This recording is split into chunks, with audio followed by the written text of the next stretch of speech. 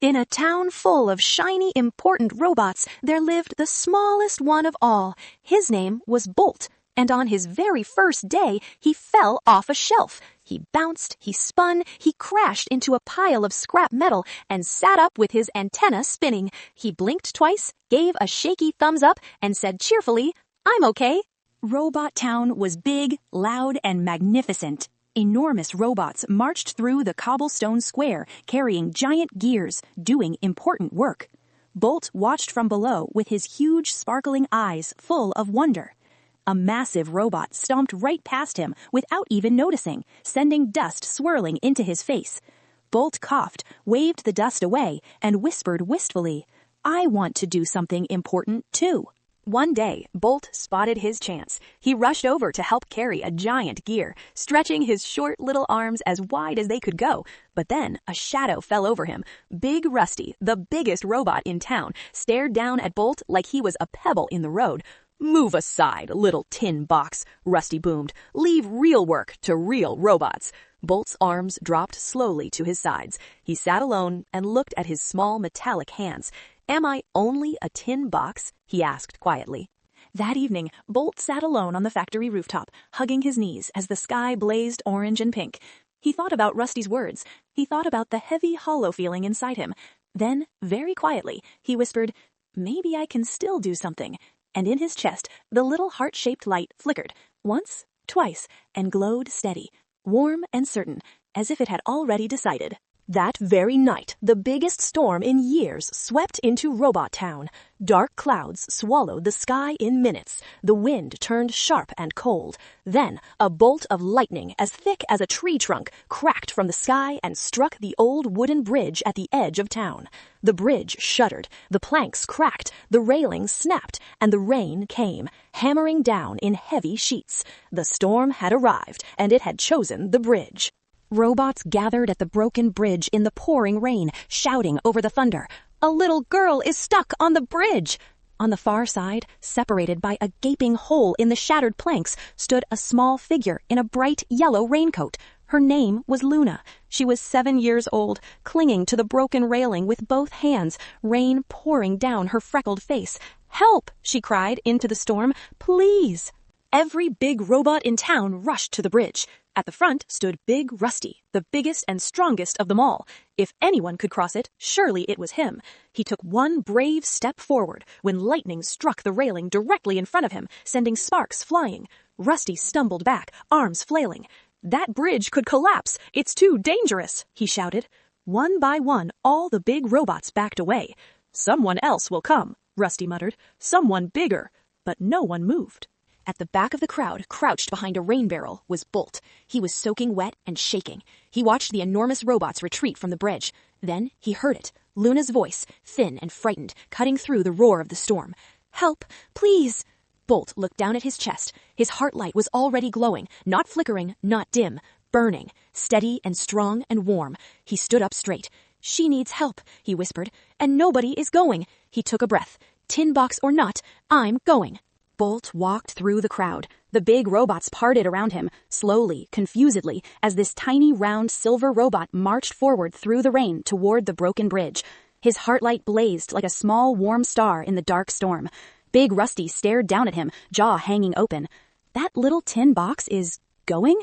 Bolt stepped onto the first cracked plank of the bridge. It groaned under his tiny weight. He looked down at it, then straight ahead at Luna. One step, he told himself quietly, just one step at a time. The bridge was terrifying. Planks bent and flexed under Bolt's feet as lightning flashed and rain hammered down around him. He crawled forward on hands and knees, one plank at a time. Then a plank snapped beneath him. He grabbed the railing and swung out over the black, rushing river below, legs dangling in the cold air. "Don't look down," he gasped. "Don't look down!" He looked down. The river roared like a hungry, dark mouth. Bolt squeezed his eyes shut, then pulled himself back up with everything he had. He lay face down, panting, then looked ahead. Luna was still there. He got back up. Bolt pulled himself over the railing onto the far side, exhausted, soaking wet, shaking. But he was there.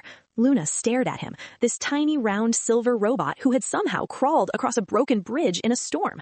Something complicated crossed her face. Fear, disbelief, relief, and just a hint of laughter. You're really small, she said. Bolt smiled, warm and genuinely tired. Small enough to fit through every crack, he said. He held out his small round hand. Luna looked at it for a long moment. Then she took it. They ran. Bolt led Luna by the hand back across the crumbling bridge, dodging gaps, leaping over cracks, his heart light blazing like an orange beacon in the dark storm. They were halfway across when a deep, terrible groan came from beneath them, followed by a deafening crash. The section of bridge behind them collapsed into the river. The gap was now enormous. One broken plank and a leap of faith stood between them and safety. Bolt looked at Luna. "Jump," he said, fierce and certain. "Now, trust me." Luna looked at the gap, then at the darkness below it, then at Bolt's glowing chest, then at his face. "Okay," she screamed, and they jumped, together, both of them launching across the final gap as the last section of bridge crumbled behind them. For one breathless moment they were flying, lightning blazing white behind them. Then they landed, tumbling, rolling, gasping on the safe cobblestones. The bridge was gone. The river rushed where it had been. And then Luna started laughing, a real, full, relieved laugh. "We made it! We actually made it!" Bolt looked at her. His heart light blazed. "Ha! Told you!" The crowd of robots surged forward in amazement. They had watched everything, from the moment Bolt stepped onto the bridge alone to the moment he and Luna came flying back over the final gap. "The little robot saved her! He crossed the bridge!" they cheered. At the back of the crowd, Big Rusty stood completely still. He hadn't moved. His red eyes were fixed on Bolt, this tiny silver robot now being celebrated by robots 5 times his size. A long moment passed. Then Rusty said very quietly, barely a whisper, "He actually did it." Big Rusty walked forward through the parting crowd. His big shoulders were less square than usual, his steps less stomping, his red eyes less harsh. He stopped in front of Bolt, and then he did something nobody had ever seen Big Rusty do. He knelt down. His enormous bronze knees hit the wet cobblestones with a heavy thud, and he lowered his great face until it was level with Bolt's tiny one, eye to eye. The crowd went quiet. "I was wrong, Bolt," Rusty said, quiet and genuine. "You're not a tin box. You're the bravest one here." Bolt's heart light blazed full. "Thank you," he said softly. The rain was stopping. Golden light broke through the dark clouds, reaching down into the square in long, warm shafts. Luna crouched down to Bolt's level. Her curly red pigtails were still soaked, her yellow raincoat dripping steadily. She looked at him with her big green eyes, warm and open and certain. "You're the best robot I've ever met," she said simply. "Can we be best friends?" Bolt froze completely. He had never been asked this before. He looked at her face. His heart light blazed full. He reached out his small arms and hugged her, slightly awkward on his tiptoes, barely reaching. "Yes," he said, voice warm and full. "Yes, please." They hung lanterns between the buildings, hundreds of them, warm, glowing gold and amber, strung all across the town square. The storm clouds broke apart. A rainbow appeared above, brilliant and wide, arching over the town like a banner. And the robots lifted Bolt onto their shoulders. He went up, suddenly high, suddenly above everything, looking out over the whole cheering crowd. Luna waving, Big Rusty clapping his enormous hands together like thunder, everyone chanting his name. "Bolt! Bolt! Bolt!" Bolt looked out at all those faces glowing in the lantern light, his eyes full of warm, shining tears. His voice cracked. "I did something important." Later that night, Bolt and Luna climbed back up to the rooftop and sat together, legs dangling, looking up at the stars. The city glowed softly below them. One star above shone brighter than all the others. Luna pointed at it. "You know what I think?" she said softly. "That light in your chest, that's not just a tin box. That's a heart." Bolt looked down at his chest. The heart light pulsed gently, warm and steady, matching the rhythm of the bright star above them. He looked back up at the sky.